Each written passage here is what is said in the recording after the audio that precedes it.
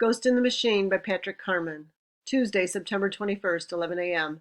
I knew it. Mr. Bramson never watches us in computer lab. Never. He's practically non-existent because we run these tutorials that tell us how to use Microsoft Excel or Word or some other evil empire program. Mr. Bramson types away on his own computer, which sits on the corner of his desk. He's probably sending emails or reading news headlines. He doesn't even look up unless someone asks him a question, which is basically never.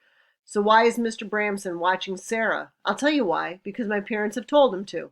Mr. Bramson is spying on us. I knew they were ruthless, but seriously, my parents telling our teachers to make sure we're not talking to each other? They've gone even further than I thought they would. Do they really think Sarah and I are that dangerous together? I mean, what do they really think? We're going to get into deadly trouble or something? Fine. If it's deadly trouble they want, then deadly trouble they're going to get. Breaking and entering? Check.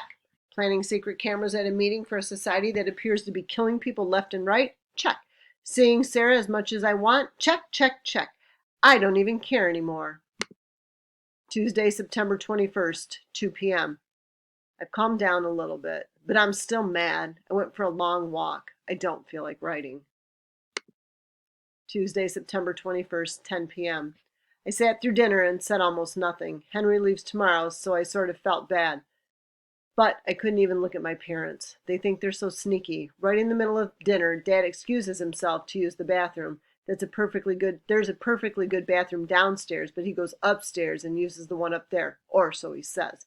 I know what he's doing. He's in my room, checking my computer, searching the drawers, looking under my bed for journals or notes, staring out the window and wondering what's this kid up to. Well, good luck, Dad. You're not going to find anything. You know why? Because I'm sneakier than you by a long shot. I got this wonderful trait from you, Mr. Secret Society. You passed it down and it got bigger and better. You're an amateur with your wooden bird and flushing the toilet like you think I'm actually going to believe you're using the bathroom up there. Afterward, I went straight to my room and wrote a huge, complicated, get in the worst kind of trouble email to Sarah. Hi, Sarah. I hope you got my note at the Blue Rock. It was a real trick getting under there. I hit my head. I have a feeling you knew how hard that delivery would be for me and chose the Blue Rock to exchange notes anyway. Hey, if it puts a smile on your face, I'm happy. Speaking of smiling, you were doing a lot of that when you tricked me with that Carl Kolchak video. Pop culture reference from 80s TV equals Sarah's about to play a trick dead ahead. I should have known. Next time I won't be such an easy target. Okay, the good news. Are you ready? I know how to get inside Longhorns in the middle of the night when it's closed up. I've spent a lot of time in that place because Dad runs the Fly Fishermen's Club. I know you know about the club, but I'm not sure you've ever been aware of how often I associate with this club of misfit fishing bums. I don't talk about it because it seems the slightest bit nerdy to be heading down to Longhorns every Thursday night to tie flies and talk about trout with old guys. At least it comes in handy now, right?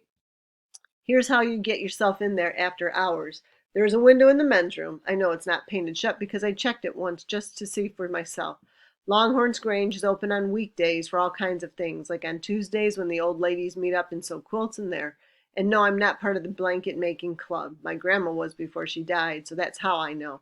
I got a fishing themed quilt on my bed to prove it. I think I could get in there tomorrow during the day and unlatch that window. The only way to reach it is from the top of the sink, but my leg is feeling better every day, and I'm sure I can do this. Tomorrow night, if you go to the bathroom side of Longhorns, you should be able to pull that window up and climb inside. Bring a ladder. The window is pretty high. Okay, second thing, did I mention that it's getting late and I'm tired? I hope I can stay awake long enough to finish this monster email. Second thing is the black door on the stage. Years ago, this must have been when I was first attending the fly fishing club with my dad. I wandered off from my tying vise and got up on the stage. The amps were there for the bands when they have dances, and I was turning the knob this way and that. There's a drum set on the stage, too. They just leave it there because it's so hard to move, I guess. So I started tapping on this drum set, and my dad hollered at me. I stopped. That was when I saw the black door. Tuesday, September 21st, midnight. I fell asleep at my desk. This is bad, real bad. I didn't finish the email to Sarah. The screen is black on my laptop and went to sleep a few minutes after I did, so the screen went dim. But I can't be sure that nobody came in here and saw it. All you have to do is wipe your hand across the mouse and the screen comes back on, big and bright, and I'm in huge trouble. I've moved the mouse and it came back up right where I left off. That was when I saw the black door. I remember what happened. I took a break, leaned back in my chair. I rubbed my leg because it felt like it was falling asleep. I had turned the light off so it was totally dark except for the light from my screen. I leaned forward again, placed my elbow on the desk, and rested my head on my hand. That's the last thing I remember. A couple of minutes later, the screen must have gone dark. I woke up and it was pitch black in my room, and I decided right then and there that falling asleep was just the beginning of my problems. The real problem was what woke me up. Old Joe Bush. He was in my room. I'm sure of it. I heard him. I heard the leg dragging down the hallway. I didn't dream it. I know I didn't dream it. You want to know how I know I didn't dream it? Because I did something then, something I should not have done. By the light of my computer monitor, I crept over to the dark side of the moon poster, the one that covered the words on my wall, "Don't make me come looking for you." I lifted the poster out of the way from the bottom. The tape wasn't very sticky, so it was easy. My shadow covered the wall, and I couldn't see the words, so I moved to the side. And there they were. More words. Words that hadn't been there before. "The apostle will see you now." I taped the poster back down and came back to my desk. Did I write those words, or did he? I don't remember having the pen in my hand, and I don't think it's my writing. Either I wrote both messages, or I didn't write either one. And what does this new message even mean? The apostle will see you now. He's watching me. It means I stepped over the line and I'm next. The apostle's dead. I'm dead. I feel a chill that runs right down the center of my broken leg, like it's in the freezer and it's about to crank into 1,000 pieces from the cold. That kind of feeling doesn't come from nowhere. I don't think it's a feeling from this world. It's from the apostle's world, Joe Bush's world. It's from the kingdom of the dead. I'm just about sure he was here. Either that or I'm going crazy. I sent this email to Sarah unfinished just to get it off my screen. I can't tell her this stuff. I can't. It's not like being a member of my dad's fishing club. This is different. She'll think I've lost it. She won't trust me anymore. I started a new email. "Sarah, you have to turn bolts on 3 sides to release the black door. So bring a flat blade screwdriver with you, and once you get it open, you'll see the stairs going down.